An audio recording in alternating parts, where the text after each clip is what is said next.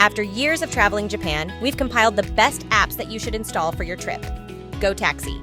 This app is our go-to solution for hassle-free transportation. Go Taxi is like Uber, except it's cheaper, and it dominates in Japan. Uber doesn't really exist in Japan because the government makes it really hard for ride-sharing companies to operate. When you are using the Go Taxi app, you are hiring a taxi just like how you would order an Uber.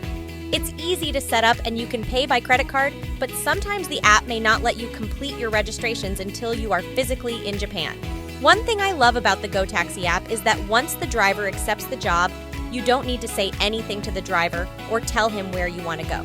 This is huge because you won't have to know any Japanese and the driver will take you to the place you indicated in the app. Tipping is also not required here, guys.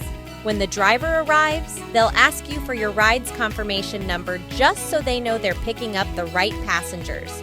Just show them the number in the app and you'll be good to go.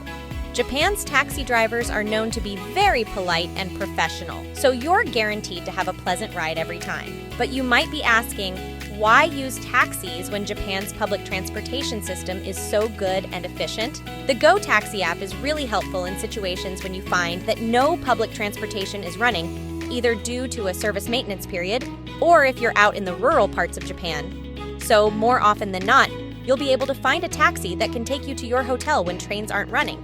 The other benefit applies especially to first-time travelers to Japan. If you didn't already know, major stations in Japan like Tokyo Station can be a maze, and even the locals get lost sometimes. Having a taxi on standby to take you and your luggage straight to the hotel can be a real time saver. Speaking of public transport, you're going to want to install the next app, Digital IC Card. These digital cards can be installed in your iPhone as long as you're using an iPhone 8 or newer. With these cards, you only need to tap on a reader to pay for trains and buses in Japan. You don't need to waste any time figuring out the cost.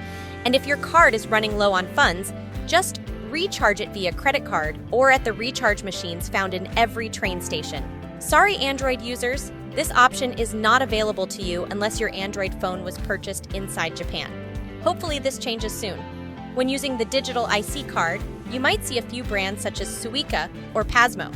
In my experience, all brands work in the exact same way across Japan, so it doesn't matter which ones you choose.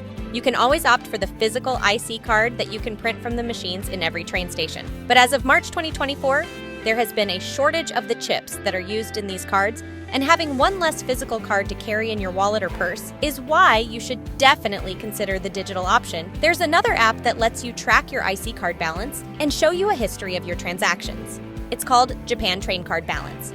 This app is available for both iPhone and Android users.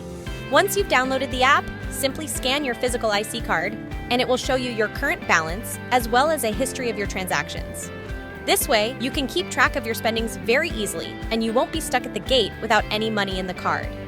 If you're leading the tour in your family, you can also store multiple cards in here and remind everyone when it's time to recharge their cards. NHK World.